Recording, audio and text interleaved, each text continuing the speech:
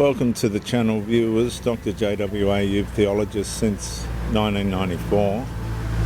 We're in the immigration saturation series, a therapeutic journey for people that are Australians that are finding it difficult to comprehend how the saturation, the immigrative saturation, is being allowed.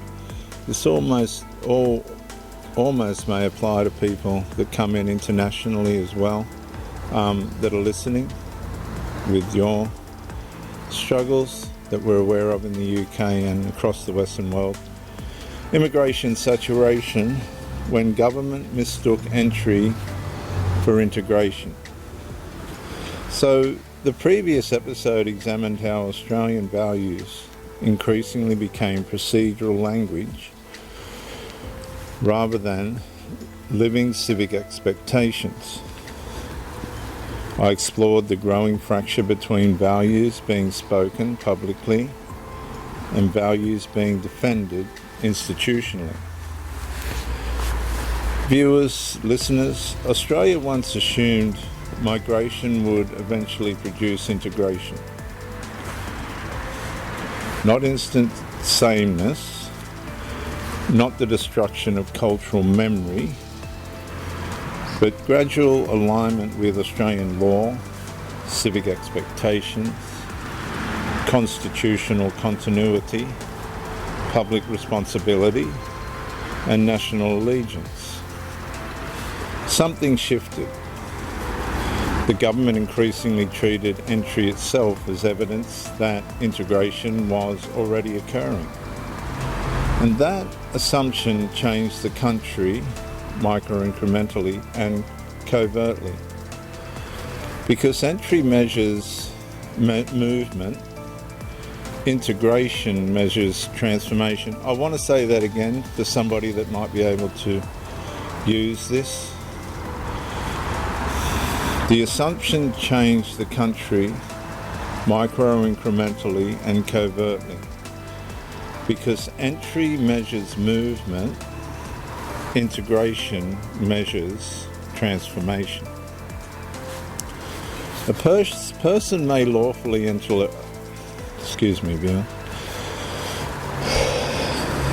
A person may lawfully enter Australia while remaining internally governed by external loyalties, communal pressures, religious ordinances, clan structures, family authority systems, or cultural expectations that do not fully submit to Australian civic life, civil law supremacy, freedom of conscience, gender equality, or public order expectations. And that distinction matters more than public language has allowed Australians to discuss honestly. So this series does not place migrants on trial as persons. It places governing authority under examination, not judgment. Because government controls whether immigration remains tied to assimilation expectations or becomes detached from them entirely. It decides whether integration is measured seriously or merely presumed politically. It determines whether social cohesion is protected proactively or discussed only after fragmentation becomes visible. Now, many migrants genuinely integrate into Australian life. They contribute through sacrifice, work, lawfulness, civic participation, neighbourly conduct, and gradual allegiance to the national household. They are not the fracture. The fracture emerges when integration becomes rhetorically celebrated, while institutions quietly avoid measuring whether it is actually occurring beneath the surface of official optimism. And that's how pressure accumulates invisibly. Communities settle physically while remaining socially separated. Parallel authority develops quietly beneath public language.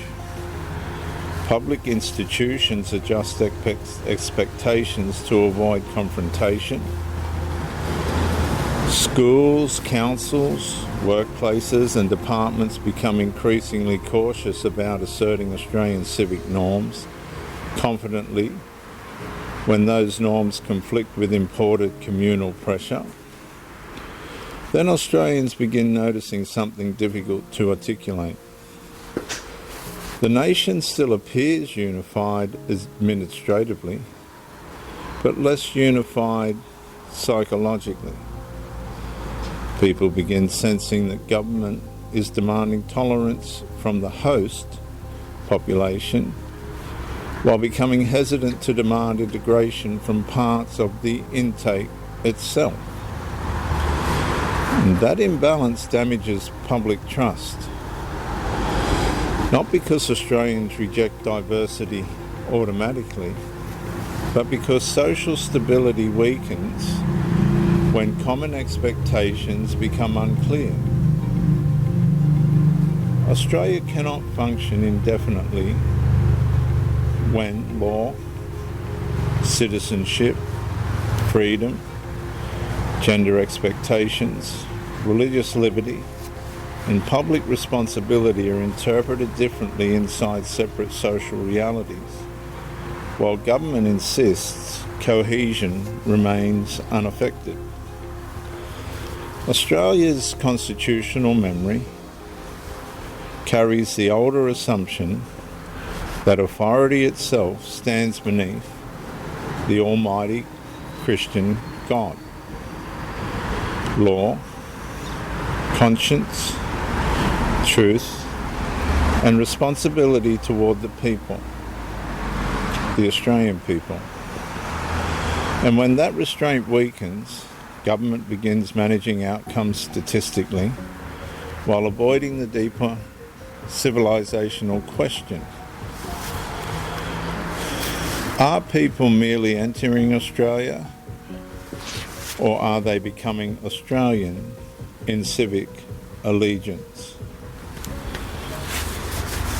Now, the listener does not need to panic. The listener needs disciplined sight, foresight, insight. Who measured integration honestly? Who avoided difficult conversations? Who confused population growth with social cohesion? Who treated concern itself as dangerous, while public trust weakened underneath the language of harmony? Well, truth restores proportion.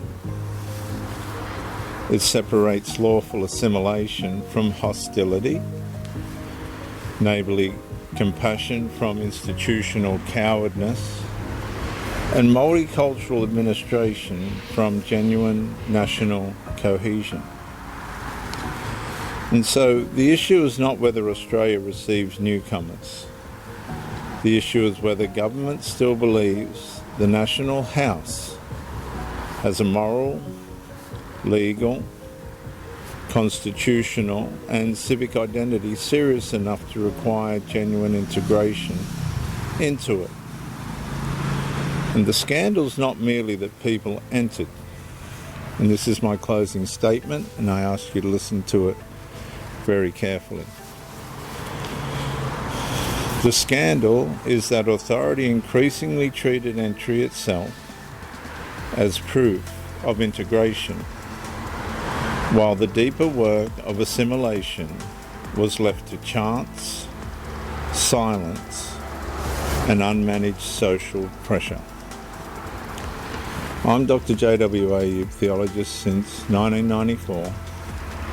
Like and subscribe, comment to educate me, and share the video to help somebody else. I'll see you in the next episode.